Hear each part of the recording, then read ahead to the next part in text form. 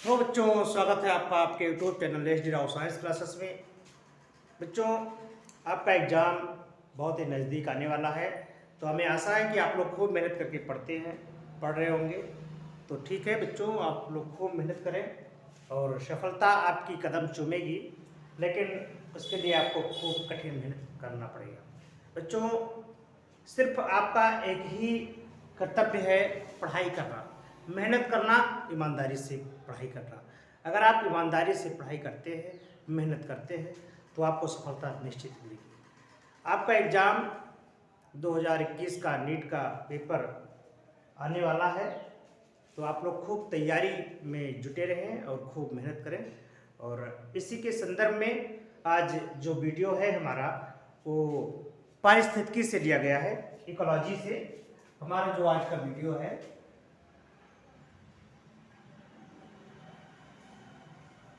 वह video ecology से लिया गया है। और इकोलॉजी से जो जितने भी आपके ये लेक्चर आपका 1 है, देखिए कई स्टेप में दिया जाएगा। तो जो आज का वीडियो है वो लेक्चर 1 में होगा। तो इसमें कौन कौन से जितने भी क्वेश्चन होंगे सब एनसीईआरटी के क्वेश्चन हैं और ये ऑब्जेक्टिव में होंगे, क्योंकि आपकी जो परीक्षा है वो ऑब्जेक्टिव में होने वाली है। इसलिए प्रयास किया जाता है कि ज़्यादा से ज़्यादा आपको ऑब्जेक्टिव में यानी बहुविकल्पीय में जो है वीडियो प्रस्तुत किया जाए, ताकि आपको सवाल लगाने में वहाँ पर कोई कठिनाई ना हो। ठीक है बच्चों, तो चलते हैं आज हम इकोलॉजी की दुनिया में। इकोलॉजी, आप जानते हैं कि इकोलॉजी क्या है? इकोलॉजी आप समझते हैं कि जीवों का वातावरण के प्रति जो परस्पर संबंध होता है उसकी जो शाखा है वो शाखा है इकोलॉजी। अर्थात हम जीवों का यानी जीव जंतुओं का वातावरण के परस्पर संबंध जो स्थापित करता है वह क्या है? इकोलॉजी है। ठीक है, हम इसके अंतर्गत वातावरण के प्रति जीव जंतुओं के बारे में जानकारी करते हैं, यानी कि जीव जंतुओं के बारे में, जीव जंतुओं का वातावरण से क्या लगाव होता है। तो इकोलॉजी से आज आपके जो वीडियो हैं वह इकोलॉजी से संबंधित है। और इकोलॉजी में कितने आपके नीट में क्वेश्चन पूछे जाते हैं, कम से कम 3 से 4 क्वेश्चन पूछे जाएंगे नीट में। तो आपको नीट 2021 में जो पूछे जाने वाले क्वेश्चन हैं उसको आपको बताया जाएगा। और बच्चों ध्यान रखना कि अब 1-2 दिन में मेरा वीडियो जो आपके पिछले साल पूछा गया है उससे पिछले साल पूछा गया है, तो वो वीडियो आपको प्रस्तुत किया जाएगा। उसमें आपका मॉडल पेपर सॉल्व किया जाएगा। ठीक है, तो 2020 का, 19 का, 18 का, 15 का, यानी 10 साल का 10 दिन में आपको वो पेपर सॉल्व करवा दिया जाएगा जो पिछले साल पूछा गया है। ठीक है बच्चों, तो आप मेहनत करें और हमारे साथ बने रहें और हमारे चैनल को सब्सक्राइब करें, लाइक करें, शेयर करें और बने रहें हमारे साथ और अपनी तैयारी करते रहें। हमें आशा है कि आपको ये वीडियो पसंद आएगा। ठीक है, तो आपको चलते हैं इकोलॉजी की दुनिया में ऑब्जेक्टिव की तरफ। तो देखिए ये क्वेश्चन आपका इस तरह से। हाँ तो बच्चों, पहले लेक्चर में आप इकोलॉजी के देखेंगे, ऑब्जेक्टिव में देखिए पहला क्वेश्चन है आपका, भारत में इकोलॉजी के जनक हैं। भारत में इकोलॉजी के जनक हैं। देखिए बच्चों, अगर आप इस वीडियो को देख रहे हैं तो वीडियो को पूरा देखें, पहली बात। दूसरी बात, आप जो है कॉपी और पेन लेकर के बैठें, जितने क्वेश्चन आपको आते हैं उतने क्वेश्चन आप टिक लगा करके आप कमेंट बॉक्स में बताएं कि इतने क्वेश्चन हमको आते हैं। ठीक है, आपके पास 3 सेकंड या 5 सेकंड का समय रहेगा और आप मेरे साथ प्रश्न को हल करते चलें। तो ठीक है बच्चों, चलिए पहला क्वेश्चन है, भारत में इकोलॉजी के जनक हैं। आपको बताना है कि भारत में इकोलॉजी के जनक किसे कहा जाता है। पहला ऑप्शन है R.D. मिश्रा अर्थात रामदेव मिश्रा जी को, P. महेश्वरी जी को, या दोनों को, या इनमें से कोई नहीं। तो आपको अपने आंसर पर जाना होगा। सही आंसर पर, कौन सा आंसर सही है बताइए। तो आपको जाना है भारत में इकोलॉजी के जनक कौन है? R.D. मिश्रा जी। ठीक है, अगला क्वेश्चन है, पहला क्वेश्चन हो गया। दूसरा क्वेश्चन पे चलिए, जीव व वातावरण के मध्य संबंधों के अध्ययन को कहते हैं। जीव व वातावरण के मध्य संबंधों के अध्ययन को क्या कहते हैं? ऑप्शन है आपका माइकोलॉजी, दूसरा है पारिस्थितिकी, तीसरा है ये आपका पारितंत्र है, तीसरा है पारिस्थितिकी और चौथा है साइटोलॉजी। तो जीव व वातावरण के मध्य जो अध्ययन है उसी को कहते हैं इकोलॉजी। क्या कहते हैं? इकोलॉजी। और इकोलॉजी माने क्या होता है? पारिस्थितिकी। ठीक है, तो आपका तो उत्तर मिल गया आपको कि जीव व वातावरण के मध्य जो संबंध होता है उसके अध्ययन को क्या कहते हैं? पारिस्थितिकी कहते हैं। माइकोलॉजी जो है वो कवक विज्ञान का अध्ययन कराता है। जो कवकों का अध्ययन जिस शाखा के अंतर्गत कहते हैं उसको कहते हैं माइकोलॉजी। साइटोलॉजी ये सेल कोशिकाओं का यानी कोशिकाओं का अध्ययन जिस शाखा के अंतर्गत क्या है तो उसे साइटोलॉजी कहते हैं। तो ये आपका कौन सा उत्तर सही है? पारिस्थितिकी। तीसरा क्वेश्चन पर आओ। इकोलॉजी शब्द किसने दिया? इकोलॉजी जो टर्म है इकोलॉजी शब्द इसको किसने दिया? तो आपका ऑप्शन है अर्नेस्ट हेकल, टेंसले, महेश्वरी या नन। तो आपको याद होगा जब आप इकोलॉजी पढ़े हैं तो इसमें है 1866 में अर्नेस्ट हेकल ने इकोलॉजी शब्द प्रतिपादित किया। तो यहां पर ऑप्शन कौन जाएगा? Ernest Haeckel. क्लियर बच्चों? अगला चलिए चौथा क्वेश्चन। सर्वाधिक सफल प्राश्रयी वह हैं जो कैसे होते हैं? जो मुक्त में नहीं उगते, मिट्टी में जीवित नहीं रहते, अपने पोषकों को नष्ट नहीं करते या फिर आग। तो आपका आंसर क्या जाएगा?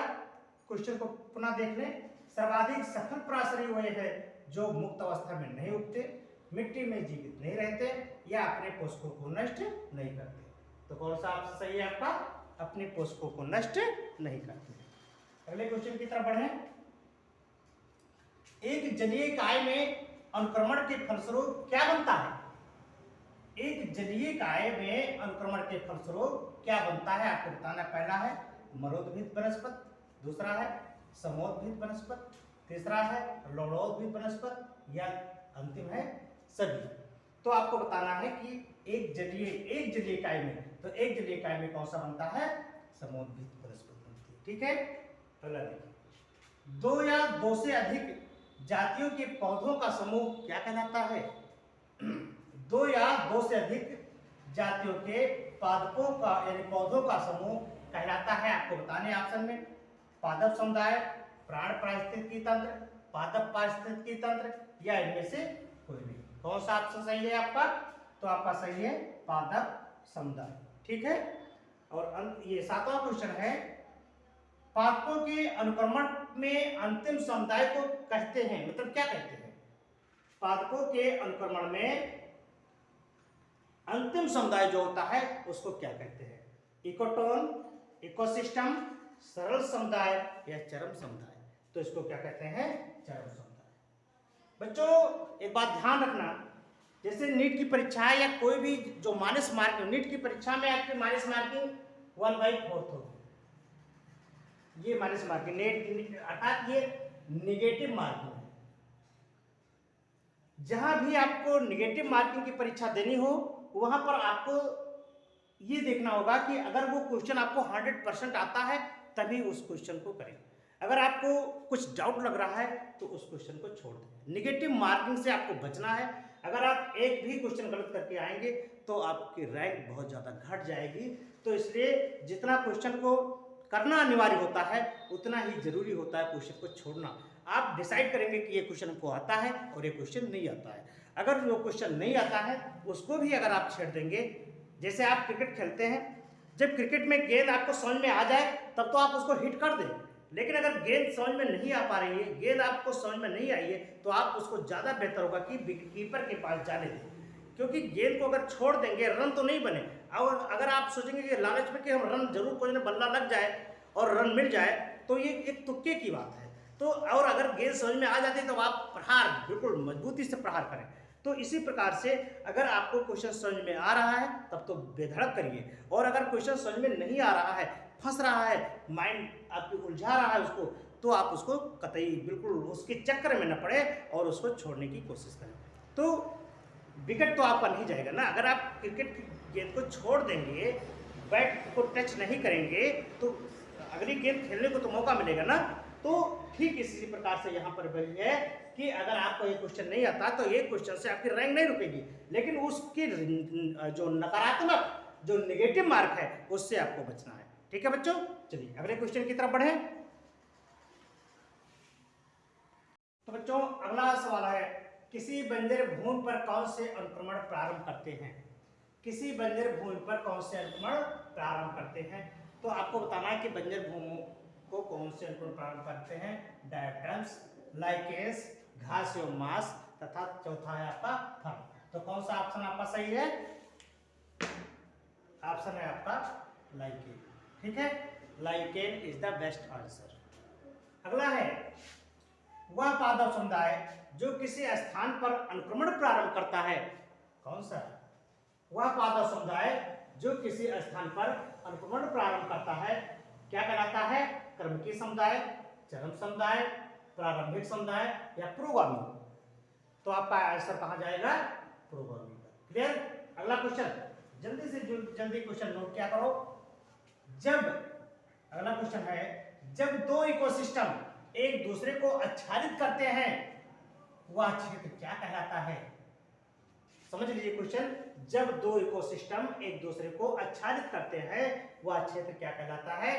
निके, इकोटॉन, इकोटाइप, सीमा प्रभाव। तो उसे क्या कहते हैं? इकोटॉन कहते हैं। ठीक है बच्चों, अगला क्वेश्चन की तरफ चलो। 11वां क्वेश्चन, किसी जात के सदस्यों के लिए सत्य कथन है।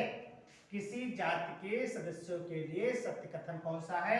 एक ही आवास में रहना, भिन्न भिन्न आवास में रहना, अंतर प्रजनन या सभी। तो एक ही जात के मतलब होता है, एक ही जात के सदस्य के लिए क्या कथन होता है?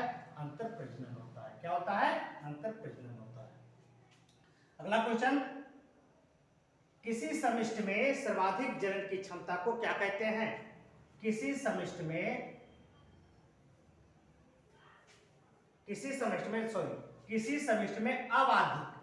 अबाधिक बिना बाधा के जनन की क्षमता को क्या कहते हैं? जैव विभव, जन्म दर, मृत्यु दर या जनन क्षमता क्या कहलाती है? जैव विभव कहलाती है। ठीक है बच्चों, अगला क्वेश्चन, एंडेमिक पादप क्या? बहुत ही इंपॉर्टेंट क्वेश्चन है आपका ये। एंडेमिक पादप क्या है? ऑप्शन है आपका विश्वव्यापी है, ये क्षेत्र के विशेष में पाया जाता है, तीसरा ऊंचाई पर पाए जाते हैं और चौथा ऑप्शन है आपका कहीं ना मिलने वाला पादप। तो एंडेमिक पादप आपका कौन सा है? ये एक विशेष क्षेत्र में पाया जाता है, यानी क्षेत्र विशेष में पाया जाने वाला पौधा है, इसे कहते हैं एंडेमिक पौधा। ठीक है, अगला क्वेश्चन है कि अभीष्ट परिस्थिति में जनसंख्या की वृद्धि को क्या कहते हैं? अभीष्ट परिस्थिति में जनसंख्या की वृद्धि को कहते हैं जनन क्षमता, जैवीय मात्रा, जैवीय विभव या सभी। तो क्या कहते हैं?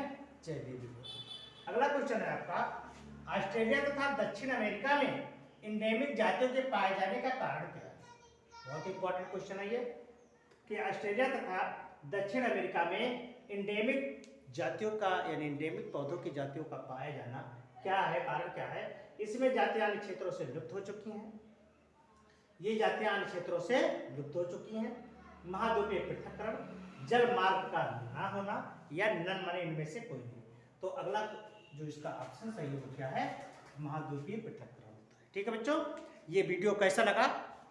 अगर वीडियो आपको पसंद आए तो आप मेरे चैनल को सब्सक्राइब करें ताकि मेरे द्वारा बनाया गया वीडियो तुरंत आपके पास पहुंचे, नोटिफिकेशन आपको तुरंत प्राप्त हो जाए। और जो आपको जानना है वो कमेंट बॉक्स में लिखें और हम आपके लिए लाइव क्लास चलाने वाले हैं। बहुत जल्द से जल्द आपका लाइव क्लास चल जाएगा। तो बच्चों संपर्क बनाए रखें और मेरे चैनल को सब्सक्राइब करें, लाइक और शेयर करें और अपने दोस्तों में फैलाएं इसे और पढ़ाई का आनंद लें और मेहनत करें और अपने जो आपका लक्ष्य है उस लक्ष्य को प्राप्त करें। ठीक है बच्चों, तो कैसा रहा आपका ये वीडियो आप बताएं और पढ़ते रहें और खुश रहें, मस्त रहें। जय हिंद।